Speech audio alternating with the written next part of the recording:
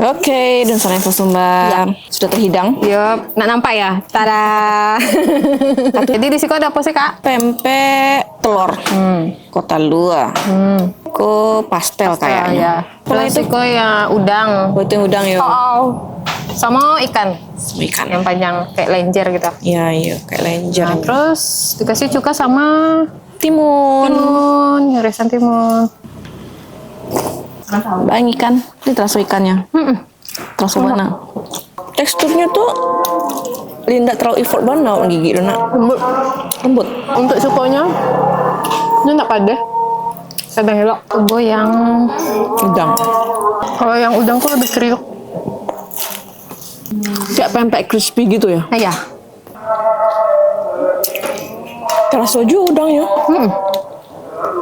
Kayaknya tidak segete udang dulu nak. Li Royal udangnya.